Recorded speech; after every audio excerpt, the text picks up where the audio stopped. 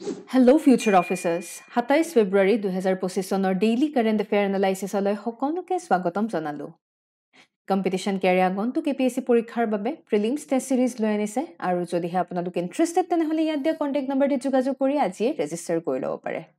আমি আগবাঢ়িছোঁ আজিৰ মোষ্ট ইম্পৰ্টেণ্ট টপিকসমূহলৈ। প্ৰথমে আমি ইনভেষ্টমেণ্ট ইন ক্লাইমেটৰ ওপৰত আলোচনা কৰিম। তাৰপিছত মিজোৰাম অসম বৰ্ডাৰৰ ওপৰত আলোচনা কৰিম। কেঞ্চাৰৰ ওপৰত আলোচনা কৰিম, স্বায়ত্ত ইনিচিয়েটিভ প্ৰিলিমছৰ বাবে আৰু INS তামাল প্ৰিলিমছৰ বাবে। আৰু এইখিনিতে জনাই থওঁ যে প্ৰতি শনিবাৰে কম্পিটিশ্যন কেৰে কাৰেণ্ট এফেয়াৰ টেষ্ট কণ্ডাক্ট কৰে, যাৰ প্ৰাইচ কেৱল মাত্ৰ 10 টকা। যদিহে এই কাৰেণ্ট এফেয়াৰ টেষ্ট এভেইল কৰিবলৈ বিচাৰিছে তেনেহ'লে তলত দিয়া কণ্টেক্ট নাম্বাৰটিত কেৱল মাত্ৰ 10 টকাৰে এভেইল কৰিবলৈ সক্ষম হ'ব পাৰিব। আমি আগবাঢ়িছোঁ আজিৰ প্ৰথমটো নিউজলৈ। Investment in climate. ইতিমধ্যে এডভান্টেজ অসম দেখা পোৱা গৈছে। এডভান্টেজ অসমত বহু ইনভেষ্টমেণ্টৰ খবৰ ইতিমধ্যে আহিছে, কিন্তু সঁচাকৈয়ে অসম ইণ্ডাষ্ট্ৰিয়েলাইজেশ্যনৰ বাবে যোগ্য হয় নে নহয়, অসমৰ জিঅ'গ্ৰাফীয়ে সঁচাকৈ পাৰ্মিট কৰিব নে নাই, ইয়াৰ বিষয়ে আমি অলপমান আলোচনা কৰিব লাগিব। অসম বুলি ক'লে বানপানী, বৰষুণ, গৰাখহনীয়া আৰু বৰ্তমান হিট ষ্ট্ৰেছ, গ্ল'বেল ৱাৰ্মিং, এই সকলোবোৰ ইনক্লুডেড হৈ গৈছে। প্ৰতি বছৰে আমাৰ বাৰিষা কালত বানপানী হোৱাটো, বৰাক ব্ৰহ্মপুত্ৰ উপত্যকাত বানপানী হোৱাটো একেবাৰেই স্বাভাৱিক কথা, আৰু পাহাৰীয়া অঞ্চলত গৰাখহনীয়া আমি প্ৰায় দেখা পায়ে থাকোঁ। ক্লাইমেট প্ৰজেকশ্যন যদি চাওঁ, CMIP 6 বায়াছ কাৰেক্টেড ডেটা আজিম প্ৰেমজী ইউনিভাৰ্চিটিৰ আধাৰত আমি কিছুমান তথ্য পাইছোঁ, য'ত ইতিমধ্যে মিন এনুৱেল টেম্পাৰেচাৰ 0.83 ডিগ্ৰী চেণ্টিগ্ৰেড এতিয়া বৃদ্ধি পাব পাৰে। ৰেইনফলৰ পেটাৰ্ণ ডিছৰাপ্ট হ'ব, বৰষুণৰ পৰিমাণ বাঢ়িব, হেভি ৰেইনফল বাঢ়িব, বিশেষকৈ উত্তৰ পূৰ্বাঞ্চলৰ ৰাজ্যসমূহত। হিট ৱেভ যথেষ্ট পৰিমাণে বাঢ়িব, যাৰ বাবে বহুতো প্ৰডাক্টিভিটিত ইম্পেক্ট পৰিব। অভাৰঅল ইম্পেক্ট আমাৰ স্বাস্থ্যতে হওক বা অভাৰঅল প্ৰডাক্টিভিটিত এটা নেগেটিভ ইম্পেক্টটো পৰিবই। আজি বিশেষকৈ চাব গ'লে আমাৰ যিসকল বৃদ্ধ, তাৰ উপৰি যিসকল প্ৰেগনেণ্ট মহিলা আৰু শিশু, তেওঁলোকৰ ওপৰত আটাইতকৈ বেছি নেগেটিভ ইম্পেক্ট পৰাৰ সম্ভাৱনা বৃদ্ধি পাইছে। আৰু যিসকল আউটডোৰ ৱৰ্কাৰ, আৰু টেকনিকেলি চাব গ'লে আমাৰ অসমৰ 50%তকৈ বেছি মানুহেই দে আৰ আউটডোৰ ৱৰ্কাৰ, আৰু তেওঁলোকৰ life they are at risk. District হিচাপে চাব গ'লে যোৰহাট, মাজুলী, শিৱসাগৰ, গোলাঘাট, বিশ্বনাথ, লখিমপুৰ, এই অঞ্চলৰ মানুহৰ বেছিকৈ ক্ষতিসাধন হ'ব পাৰে। ৰিচেণ্ট ক্লাইমেট ইভেণ্ট যদি কওঁ, আমাৰ তথ্য অনুসৰি ৱাৰ্মেষ্ট নৱেম্বৰ চিন্স 1943। এইবাৰ যি নৱেম্বৰ মাহ গ'ল, এইবাৰ জানো আপুনি ঠাণ্ডা অনুভৱ কৰিলে? ইটছ দ্য ৱাৰ্মেষ্ট নৱেম্বৰ 1943 পৰা। ছেপ্টেম্বৰ 2024 চনৰ ছেপ্টেম্বৰ, আগতে ছেপ্টেম্বৰ মাহ বুলি ক'লে লাহেকৈ অটম, আমাৰ শৰৎকাল আহিছে, সেই তেনেকুৱা আমাৰ এটা অনুভৱ হয়। এইবাৰ ছেপ্টেম্বৰত কি কৰিবলগীয়া হৈছে? এইবাৰ কামৰূপ মেট্ৰত স্কুলসমূহ বন্ধ ৰাখিবলগীয়া হৈছে এক্সট্ৰিম হিটৰ বাবে। ইমানেই গৰম বৃদ্ধি পাইছে। উইণ্টাৰ ৰেইনফল কমিছে, ড্ৰাই স্পেলছ, অতি বেছি শুকান বতৰ হ'ব ধৰিছে, আনইউজুৱেল টেম্পাৰেচাৰ স্পাইক বিশেষকৈ গুৱাহাটী আৰু অন্যান্য টাউন অঞ্চলসমূহত বৃদ্ধি পাইছে। বানপানীৰ সমস্যা বৃদ্ধি পাইছে, আৰু বানপানীৰ বাবে আমি দেখা পাইছোঁ আমাৰ খেতিত এটা নেগেটিভ ইম্পেক্টটো হ'বই, প্লাছ ইনফ্ৰাষ্ট্ৰাকচাৰ ডেমেজ। ইমান বৰষুণ বানপানী যদি হৈ থাকে, ৰাস্তা ঘাট নিৰ্মাণ কৰিলেও ভাঙি যায়, ইকনমিক ইনষ্টেবিলিটি। আৰু সেয়েহে যিয়ে ইনভেষ্টমেণ্ট নকৰোঁ কিয়, আমি সদায় ক্লাইমেট ইনফৰ্মড ইনভেষ্টমেণ্টহে কৰিব লাগে উইথ প্ৰপাৰ প্লেনিং। যদি প্লেনিং নাথাকে অসমৰ নিচিনা এডোখৰ জেগাত, ইনভেষ্টমেণ্টে কিন্তু বৰ বেছি সুফল দিব নোৱাৰে। সেয়েহে আমি প্ৰ'এক্টিভ ইনিচিয়েটিভ ল'ব লাগিব। যিয়ে আমি ডেভেলপ কৰোঁ, আমি ক্লাইমেট ৰেজিলিয়েঞ্চত ফ'কাছ কৰিব লাগিব, ৱাটাৰ মেনেজমেণ্টত আমি ফ'কাছ কৰিব লাগিব, আৰ্লি ৱাৰ্ণিং ছিষ্টেম, আমি আগতীয়াকৈ আমাৰ বাবে আৰ্লি ৱাৰ্ণিং ছিষ্টেম ইম্পৰ্টেণ্ট, আৰু ক্লাইমেট ডেটা ইনফৰ্মেশ্যন কালেকশ্যন, আৰু সেই ক্লাইমেট ডেটাসমূহৰ এনালাইচিছ কৰিহে কিবা ইম্পৰ্টেণ্ট ডিচিশ্যনসমূহ লোৱাটো প্ৰয়োজনীয়। ইনফ্ৰাষ্ট্ৰাকচাৰৰ ক্ষেত্ৰত বৰ্তমান আমাৰ দ্ৰুতগতিত হাইৱে, ইণ্ডাষ্ট্ৰিয়েল জোন, আৰ্বান এৰিয়া সকলোবোৰ বৃদ্ধি পাব ধৰিছে, কিন্তু আমি ক্লাইমেট ৰেজিলিয়েঞ্চত ফ'কাছ কৰা নাই, যাৰ বাবে কি হ'ব ধৰিছে, আজি ৰাস্তা বনাই কাইলৈ ভাঙি যায়। বিশেষকৈ গুৱাহাটী বিং এন আনপ্লেন্ড চিটি, বানপানীৰ সমস্যা দিনক দিনে বেয়াৰ ফালেহে ঢাল খাইছে সো আমি ক্লাইমেট সেনসিটিভ আৰবান প্ল্যানিংত ফোকাস কৰাটো প্ৰয়োজনীয় এগ্ৰিকালচাৰ খেতিত বা কৃষিত negative impact obviously agriculture being the backbone of Assam economy বৰ্তমান irregular erratic rainfall obviously negative impact পেলাব বিশেষকৈ আমাৰ চাহ আৰু ধান খেতিত খুব নেগেটিভ ইম্পেক্ট পৰা দেখা পোৱা গৈছে টুৰিজমত নেগেটিভ ইম্পেক্ট পৰিছে আমাৰ কাজিৰঙা বুলিয়ে নহয় যিমানবোৰ আমাৰ ৰাষ্ট্ৰীয় উদ্যান হওক বা ওয়াইল্ড লাইফ সেঞ্চুৰী মুঠৰপৰ ইকো টুৰিজমত এটা নেগেটিভ ইম্পেক্ট পৰিছে ঘনাই যদি আজি বানপানী হৈ থাকে ইকো টুৰিজমৰ পৰা আমাৰ যি ইকোনমিৰ দিশ সেই ইকোনমিৰ দিশও বন্ধ হৈ যায়গে সেয়েহে আমি প্ৰপাৰ ষ্ট্ৰেটেজি এডাপ্ট কৰিব লাগে ইনফ্ৰাষ্ট্ৰাকচাৰত আমি ক্লাইমেট ৰেজিলিয়েণ্ট ইনফ্ৰাষ্ট্ৰাকচাৰ ব্যৱহাৰ কৰিব লাগে এগ্ৰিকালচাৰত ক্লাইমেট স্মাৰ্ট এগ্ৰিকালচাৰত আমি ফোকাস কৰিব লাগে আৰবান প্লেনিঙৰ ক্ষেত্ৰতো আমি proper planning green zone আমি ক্ৰিয়েট কৰিব লাগে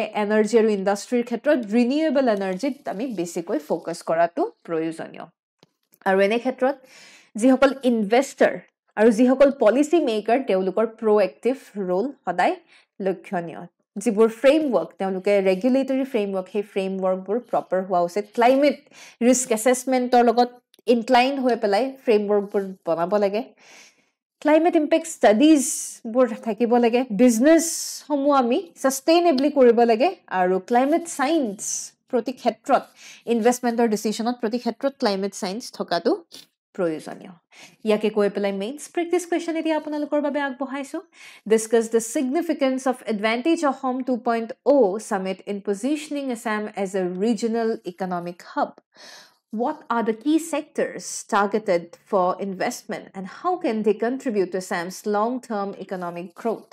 উত্তৰটি লিখিবলৈ চেষ্টা কৰিব আমি আগবাঢ়িছো পিছৰটো নিউজলে মিজোৰাম অসম বৰ্ডাৰ মিজোৰাম অসম বৰ্ডাৰৰ ডিসপিউট হৈয়ে থাকে প্ৰায় বহু পুৰণি এটি সমস্যা ব্ৰিটিছৰ দিনৰে সমস্যা আৰু বৰ্তমান ministerial আৰু official levelত discussion চলি আছে proper resolutionৰ বিষয় proper resolutionৰ বাবে 1875 তে সেই সময়তে সমস্যা দেখা পোৱা গৈছিল তাৰ পিছত 1933 তে সমস্যা দেখা পোৱা গল তাৰ পিছত আমি দেখা পালো প্ৰায় 509 square mile area inner line reserve ফৰেষ্টক লৈ পেলাই কনফ্লিক্ট হ'ব ধৰিলে অফিচিয়ালি মাৰ্ক বাউণ্ডাৰী বুলিবলে বৰ বিশেষ তেনেকে নাই সেয়ে বহু সমস্যাৰ সন্মুখীন হ'বলগীয়া হয় ইতিমধ্যে লাষ্ট আমাৰ মিনিষ্টেৰিয়েল টক 9 আগষ্ট 2024 চনত আইজলত হৈছিল যত অসম আৰু মিজোৰাম দুয়োখন ৰাজ্যই শান্তি আৰু ভায়োলেন্স প্ৰিভেনচনৰ ক্ষেত্ৰত ফোকাস কৰিছে আৰু নেক্সট এতিয়া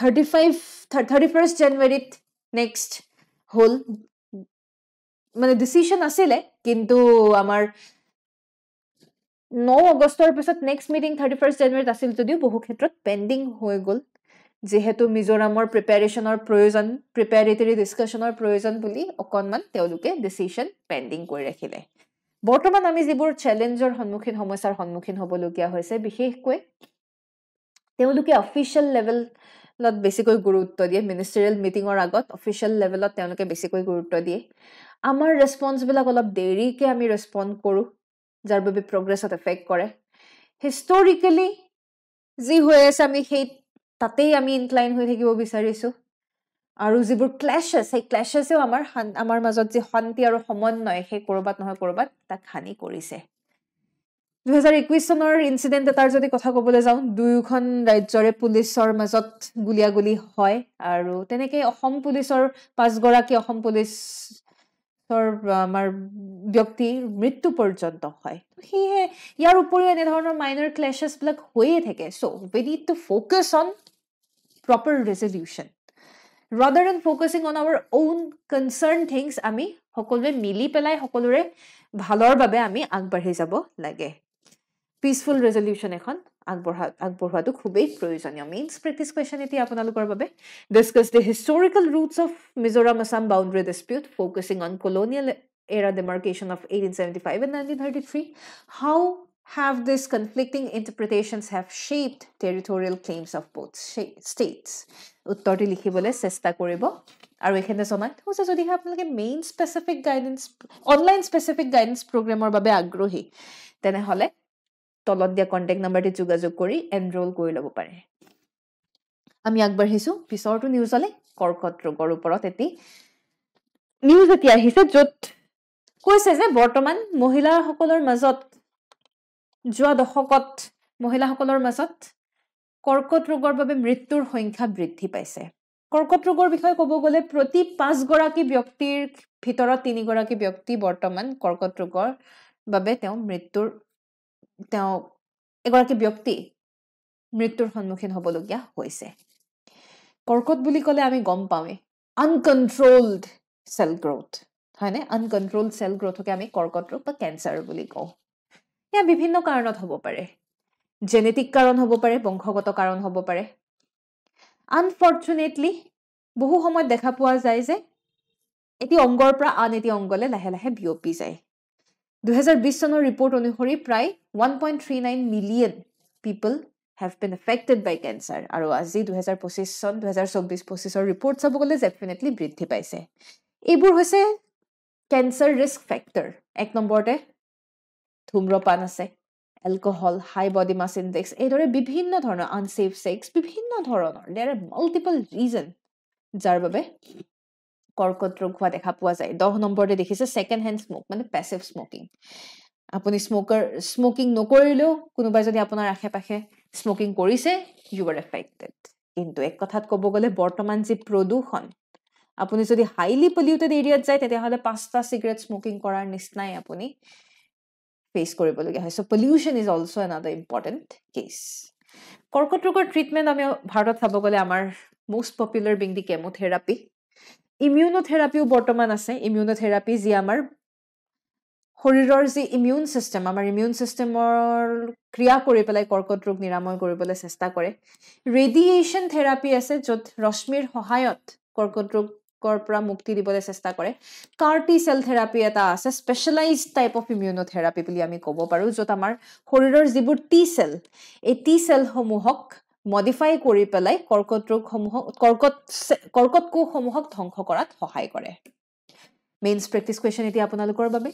Evaluate the strategies that India can adopt to combat the prevalence of cervical cancer and its consequent socio-economic burden. Also comment if cancer can be declared as notifiable disease. Ei khinde apunalukor babe eti proshno moi agborhaisu notifiable disease manenu ki janene baru jodi jane tene hole comment section ot janabole napahoribo aru in case jodi notifiable disease mane nejane tetiao comment section ot janabo jate moi কাইলে এবাৰ নটিফিয়েবল disease নো কাক বলে মই জনাই দিব পাৰো যদি আপোনালোকে মেইন স্পেসিফিক গাইডেন্স প্ৰগ্ৰামৰ বাবে আগ্ৰহী তেনে হলে তলত দিয়া কন্টাক্ট নাম্বাৰটিত যোগাযোগ কৰিব পাৰে আৰু আজি এনৰোল কৰি ল'ব পাৰে আমি আগবাঢ়িছো প্ৰিলিম স্পেসিফিক স্বায়ত্ত ইনিশিয়েটিভ স্বায়ত্ত ইনিশিয়েটিভ কিহৰ লগত ৰিলেটেড গভৰ্নমেন্ট মাৰ্কেট প্লেচৰ লগত ৰিলেটেড বিশেষকৈ ষ্টাৰ্টআপ উইমেন এন্টাৰপ্ৰেনাৰ্ছ ইউথ সকলৰ বাবে Swayat Loyana hoise. Swayatar full form Startup Women and Youth Advantage through e-transition. 19 February 2019 sonot initiative launch kora hoisile. It's under Ministry of Commerce and Industry, Government of India. Platform bili kole amar government or e-marketplace GEM platform hisabe rakha hoise. Aru ei Swayat initiative or karone bortoman mohila entrepreneurs hok ba youth hokolor participation bridhi pua dekha pua goise. Swayat initiative on GEM was launched in the year. Kun sonot launch hoisile. Uttorti comment section ot janabole napahoribo. Aru azir shekhor news hoise INS Tamal. Bharote shekhbarer babe imported warship anibole ready hoise. And that is INS Tamal. INS Tamalor bikhoy kobo gole it's stealth guided missile. It's a frigate. Mane horu juddha jahaz. With proper protection level. Kune nirman korise Russia dwara nirmito. Aru ya hosakoi eta birat dangor khobor karon INS Tamal jodi amar last imported warship tar mane ki tar mane amar warship yar pisot jibur amar warship ahibo hebur sob ami domestically develop kore majority amar more than 50% domestic contribution thakibo ami focus korim atmanirbhar bharator khetrot Aru Tamale obviously Indian Ocean regionor capability বৃদ্ধি কৰিছে এইখিনি domestic ওয়াৰশিপৰ কথা যদি ক'বলৈ যাওঁ তেতিয়া হলে আমাৰ লগত আছে ডেস্ট্ৰয়াৰ যত আমি বিশাখাপট্টনম ক্লাস ডেস্ট্ৰয়াৰ দেখিছো তাৰ পিছত আমাৰ নীলগিৰি ক্লাস ফ্ৰিগেট আছে এইবোৰ আমাৰ নিজাববীয়া ডমেস্টিক ওয়াৰশিপ তো এনে ক্ষেত্ৰত আমি এতিয়া স্বনিৰ্ভৰশীল বা আত্মনিৰ্ভৰৰ অভিমুখে আমি যিহেতু আগবাঢ়িছো ভৱিষ্যতলৈ আমি যেতিয়া এইদৰে domestic warships, domestic frigates, domestic destroyers যেতিয়া ডেভেলপ কৰিম এইসমূহ আজি যিদৰে ৰাছিয়াই আমাক দি আছে ফ্ৰেঞ্চে যিদৰে আমাক দি আছে ঠিক সেইদৰে ভৱিষ্যতলৈ বোধ কৰোঁ ভাৰতেও অন্য দেশলৈ এক্সপৰ্ট কৰিবলৈ সক্ষম হ'ব Prelims practice question etia apunalokor babe INS Tamal the last imported warship for Indian Navy was built by which among the following country uttorti nischay gom paise aru kalir amar prelims practice question or uttor homo ami sao ahok where is the headquarter of African Asian Rural Development Organization located শুদ্ধ উত্তৰটি হৈছে New Delhi India The Tea Horse Road, which was an ancient trade route connecting China, Tibet, and India, is also known as Chama Deo. এয়াই আছিল আজিৰ সবিশেষ যদিহে আপোনালোকৰ কিবা এনকুৱাইৰিজ আছে তেনেহ'লে ইয়াত দিয়া কণ্টেক্ট নাম্বাৰটি যোগাযোগ কৰিবলৈ নাপাহৰিব ইয়াকে কৈ পেলাই ধন্যবাদ জয় আই অসম